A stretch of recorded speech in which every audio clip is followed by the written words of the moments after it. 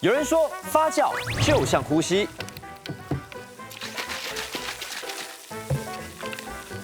只不过它不需要氧气就能释放二氧化碳。这就是科学。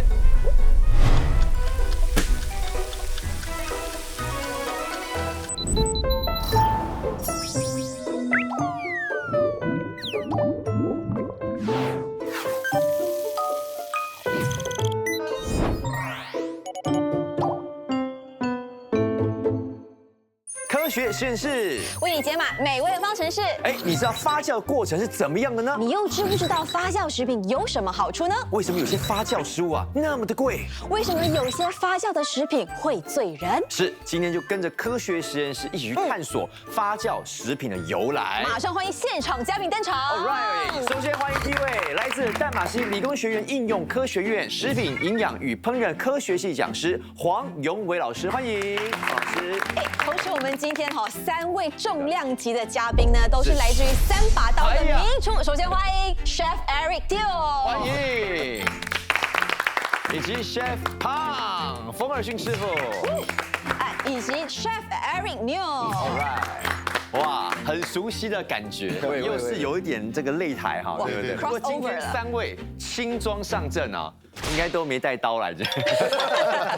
但是你也知道，我们这个节目每一集一定要有位名厨来下厨嘛，所以你们觉得谁敢来煮？猜一猜。不知道是谁，我们刚才也是在。你们有没有一个头绪？我觉得有可能是怡凤啊。胖姐来煮。这个神秘嘉宾应该跟我们3把刀有一些关系，或是有一些关联。徒弟，这个可能是徒弟的其中一个。因为我觉得他是一个会煮的一个主持人。欢迎名厨登场。可以啊。来，名厨是谁呢？欢迎。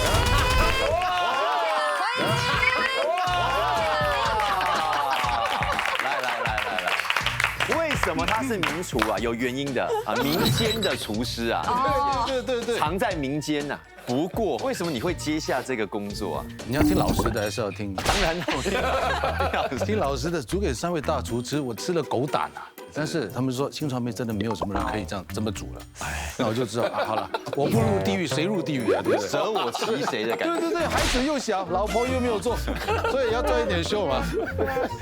不过我蛮佩服 Kevin 哥的，因为今天这个主题不容易耶，对不对？发酵嘛，对，发酵食品是发酵食品。其实我们蛮好奇，就是所谓的发酵到底是什么意思？发酵英文来说吧，我们说 ferment， 其实它是来自于拉丁文沸腾的意思，就是基本上在发酵过程中呢，你的食物会有起泡的一个过程，就好像水在里面沸腾着的感觉。所以我们利用这些发酵来把它制造新的一个口味，然后顺便延长它的保质期。OK， 不然这样好了，直接现在第一题，看看3位的功底如何，好不好？好，直接来。以下哪个是发酵食品？是，第一个选项 A 呢是椰果 ，B 是黑蒜 ，C 呢是红糟，以及 D 纳豆。但答案有可能超过1个哦。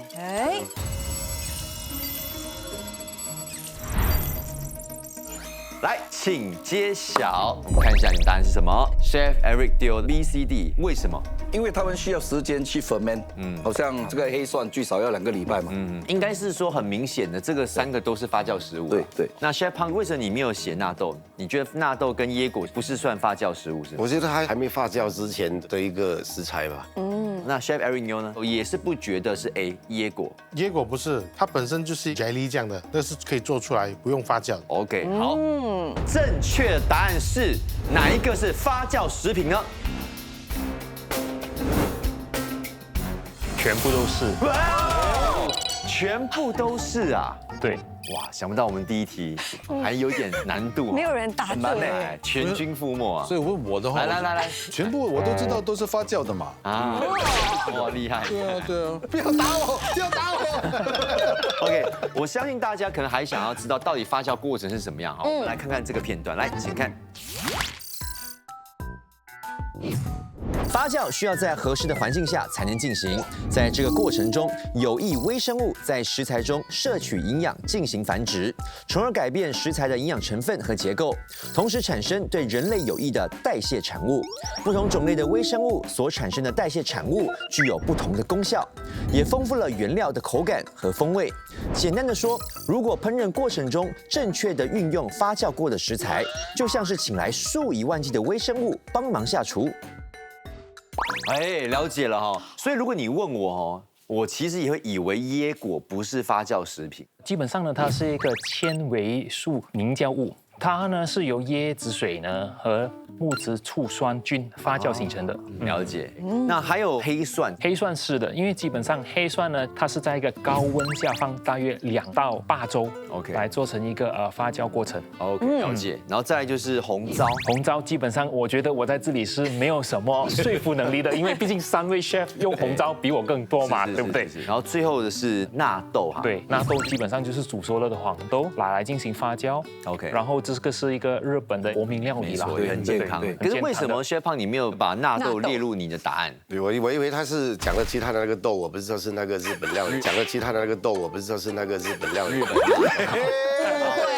这都我们的问题哈，我们等一下哈会确保你们都懂问的，我们才公布答案。OK 啊，那我们常讲发酵的食品是不是都是有酒精的成分在里面？基本上这个讲法呢是不正确的，因为不同的发酵呢是利用不同的微生物或者是我们所说的菌，有些是利用乳酸菌，有些是利用醋酸菌来进行发酵。比如说乳酸饮料，它基本上都是一个发酵食品，但是它是没有酒精的。哎，没错。那说这么多，哎，Kevin 哥，轮到你登场了。这个第一道料理用了我的珍藏啊，就是黄酒。哎，自己酿的吗？对，我自己酿的，所以我的第一道料理就是客家黄酒鸡。哦，那我们也可以来发问第2道题目。我们如果将这个装满着黄酒的酒瓶放入热水中，让它烫热，会产生什么效果？A. 所有的酒精会被挥发 ；B. 无益物质会被挥发，或者是 C. 酒呢会变得更甘香醇厚，还是 D. 酒的酸度会减少？它的 A 是指所有的酒精都会蒸发，所有酒精啊，所有，所有那里可能嘛？所以答案可能超过一个哦。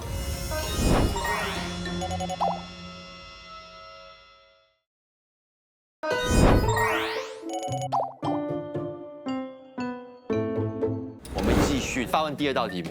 我们如果将这个装满着黄酒的酒瓶放入热水中，让它烫热，会产生什么效果？泡热水，但是酒精会蒸发一点啊，但是不会所有酒精都会被蒸发吗？所以它这个答案就比较不正确了。要不然整天就蒸发了，就喝得不醉了，每天都拿去蒸发这个喝。哇，现在胖开始啊，那 A 肯定不对的 ，A。 A 没有可能。 OK， 好，请揭晓。Chef 是写 B、C、D 啊，哇，2位选 C，要先讲一下。我是以喝 sake 的那个原理来解答的啦。对，因为我觉得那个酒呢放在温水里面把它 warm up 一下对，喝下去的时候更浓厚香醇，更好喝。对，其实 C 他已经答了，是差不多这样的答案啦。是，可是 A 没有可能，因为酒精要把它拿掉，是它的温度是太少的。那如果 B 呢？也是一样，那个水不够热，酸度嘞？不会，没有影响。没有影响。我是稍微是有加热的东西，一定会把这些无益的会少许的挥发掉。那至于那个9度的酸度，我同样觉得，如果是酸的东西，如果预热的时候，它稍微会把那个酸度给降低。对，来，有请老师来揭晓。答案是 B 和 C。有 D 吗？没有。差一点，解释一下，来。基本上呢，在酿酒过程中呢，我们所产生的是酒精，化学名称我们称之为乙醇 （ethanol）。但是在这个过程中呢，它也会产生到所谓的甲醇 （methanol） 啊，因为这2个是分不开的。methanol 甲醇是有害的，对吗？对，基本上如果你饮用或者是吸入太多的话，它会影响到你的视力或者是你的神经系统，所以呢，它必须要被挥发掉。而且它的沸点是比酒精稍微低，所以你在加热当中，它就会被蒸发掉了。大概几度？大约60就已经是不见了。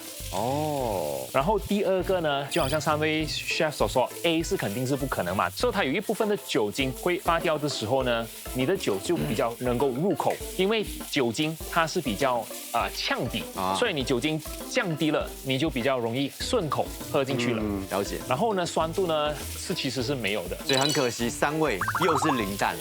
总共有几题啊？ 4题，哇，一共有4题来。个机会而已。好， 4题而已啊。对啊，先问到第2题了，我都还没有煮好哎。对，你要快一点呢。真的吗？加油加油！好，倒黄酒了。哦。哎，其实3位 chef 你们平时来拍节目都是比赛啊，难得今天看主持人下厨，什么感觉？非常 relax，然后很期待可以吃他的东西，而且还可以从中看到他怎样再去里面 handle 那些 cooking way 啊，怎样做他的东西，好像下擂台的时候，他比我想象中要出色很多。哦，Chef Kevin 啊，他的 Chef Kevin 这个很自然是这样讲，因为他穿的很像。哇 Chef Kevin 我们很有口福可以吃的。 ，OK，哎，完成了，哇，完美。来，我们来品尝一下。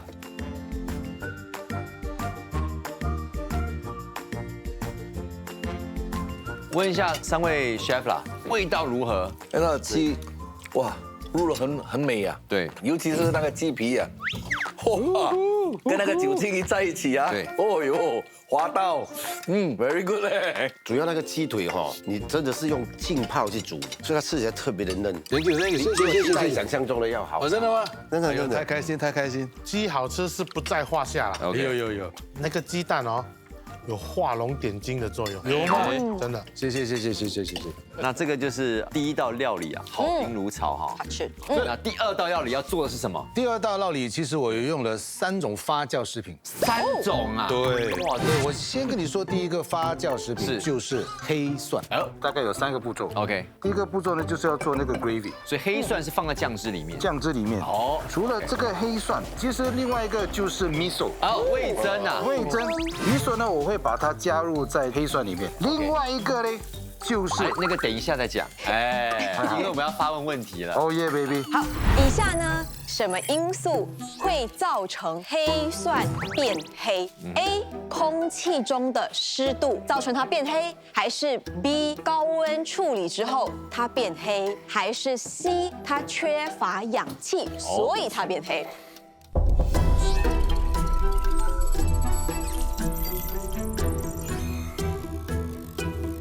好了，好，我们等一下缺乏氧气吗？缺乏氧气。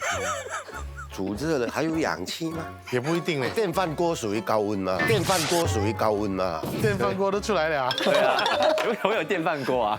来，我们看答案，请看。哇，缺乏。我们3个都不一样。哇 ，OK， 谢尔牛，刚才呢你是最快写完的。为什么你觉得是高温处理会让它变黑？老实说因为我坐在老师旁边他讲到黑蒜的时候，我就听到高温处理。黑蒜呢，它是在一个高温下放大约2到8周，OK， 来做成一个发酵过程。我觉得来这个节目坐的位置很重要。真的风水是吗？你们离太远了啦。OK， 那谢胖为什么会3个全学？刚才你纠结的哪一个？我刚才说的是电饭锅，实在是最简单的，在家里就可以用电饭锅来做。就是把这个白蒜就放到电饭锅里面，煮饭的温度，煮饭这样压下去就让它保温啊。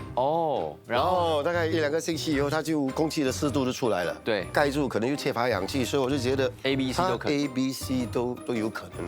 那 Chef Eric 是解 A 跟 C 而已啊，只有这2样才可以ferment 那个黑蒜。你自己有发酵过黑蒜吗？有。你都是用几度去处理？几度其实是 keep warm 的，室温 room temperature。对。可以。3位都是有下厨的经验。来，你快点讲。这一题很关键哦。OK， 答对的是谁？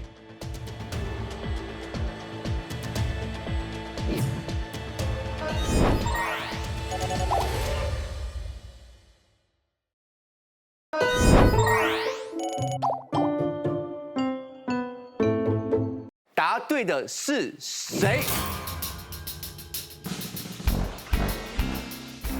就在我隔壁的。哦，恭喜！哇，听老师讲话，果然有在听嘞，在听啊。那我们现在看一下解答，对好不好？来，好请看。很多人以为黑蒜会变黑是因为发酵过程而产生的，但是它的颜色是因为梅纳反应，那是糖分和氨基酸在高温下所产生的蛋白黑素。大蒜发酵的温度是在摄氏60至80度，而这个温度正好是梅纳反应能产生的温度。大蒜中所含的果糖和氨基酸会因为梅纳反应而彼此结合，从而让白色的蒜头变成黑色，而且品尝起来还有梅纳反应所产生的焦糖甜味。哎，所以我们都误解了，我们以为说它变黑是因为发酵了，并不是，是因为那个梅纳反应的关系。是的，因为梅纳反应是一个很基本，或者是在烹饪里面都会发生的，就好像我们在煎东西的时候，对因为有高温、有糖分、有蛋白质，它会变色，或者是另外一个说在烘焙面包为什么会变成金黄色，也是梅纳反应，也是梅纳反应的一种。重点来了 ，Chef Eric， 你懂梅纳反应吗？猜猜看，英文是什么？我知道。梅纳反应 ，don't have the reaction，don't have the reaction。梅纳反应，没那个反应，这样这个反应哦，我跟你说，英文来，老师 Maillard reaction， ，Maillard reaction， 对啊，只有 Eric 听完读了30多年了，第一次听那个麻辣语言线。不是麻辣，老师讲哦，我们只知道 we want to have a very nice crust。对对对啊，我们从来不知道它叫一个焦糖香味，焦香味对对。好，我们问一下，那为什么不是湿度？基本上黑蒜你会觉得它比较黏，对比较潮湿，对对，所以它的空气中的湿度必须要高，它才有这样的一个口感。但是它不是一个主要的原因让它变黑哦啊。那缺乏氧气呢？因为你在某一个阶段，你会必须要打开起来，然后再把它搅一搅嘛，所以对不对？一定会有氧气进去啊，对。好，那我问一下 Chef Kevin， 第3个发酵的食品会用的是什么？因为这个鸡肉啊，要让它有比较嫩的那个感觉啊，我就用了这个 buttermilk， 让它浸泡过夜。 OK。Buttermilk 好像西餐用比较多是吗？对，那你们知道其实 Buttermilk 也是发酵的 fermented 的吗？知道吗？也是知道吗？不知道，不知道，来这边学习，对不对？好，直接来今天的最关键的第4题。请问各位，为什么用酪浆，也就是我们刚刚提到的 buttermilk 呢，腌制的鸡胸肉会比用牛奶腌制更软嫩 ？A 呢，就是酪浆里面的乳酸成分呢是更高的，是 B 呢，因为酪浆里面的蛋白质成分更高，还是 C 因为酪浆里的这个乳糖成分较低 OK。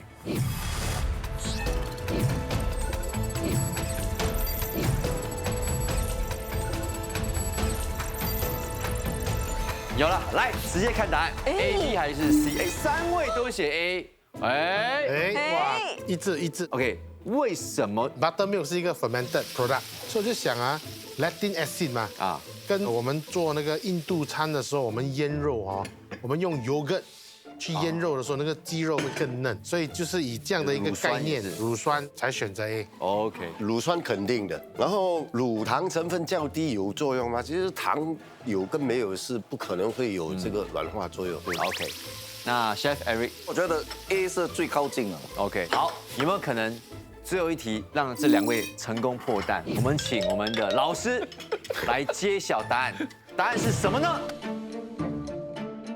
答案是 A， 成分更高。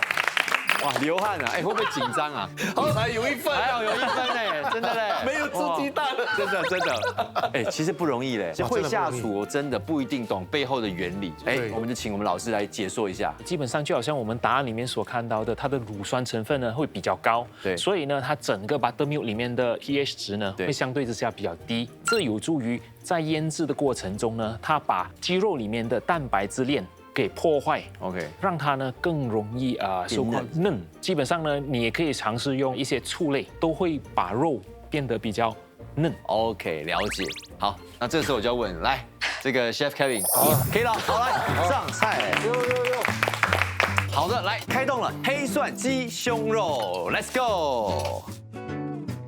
哇哦，还可以吗？哇，你的鸡胸肉很嫩哎，软到我可以说他可以当厨师了，哦，哇，真的。如果他在后面准备对拿出来，我以为你不知道是一个真正的专业厨师在煮给我吃。厉害嘞。它整个的色香味型哈，不但好看好吃，而且有层次感。好，谢谢。很有水准这道菜，然后它的酱汁也拿捏得非常好，很有心啊去做这道菜。是 OK，那今天还是要公布最后成绩了哈。优胜者就是 Chef Eric Neo，2分，另外2位谢谢也不错，也是各得1分。OK，那当然呢，最后还是要宣布哦，这个神秘的礼物是什么？神秘的礼物，我们要马上来揭晓。来，请开箱。All right， 是什么呢？哦，来，很好，请问是什么？看一下是什么？罐子里面的是黑蒜黑蒜，然后还有有机的苹果醋，哦，桂花醋。还有石榴醋。好，来，我们请 Chef Eric Neo 讲一下感言。今天我赢了，啊，多谢2位大师承让啊。这个你应该的。这个李兰的醋啊，我就跟我的2位兄弟一起分享。哇，当然也不要忘记老师啊，谢谢大家，谢谢。 OK， 谢谢 Chef Eric Neo 啊，可爱哈。哦，其实我想在这里啊，特别问 Eric 黑蒜鸡，对，你有没有吃到一点很熟悉的味道？哇，那个汤是吗？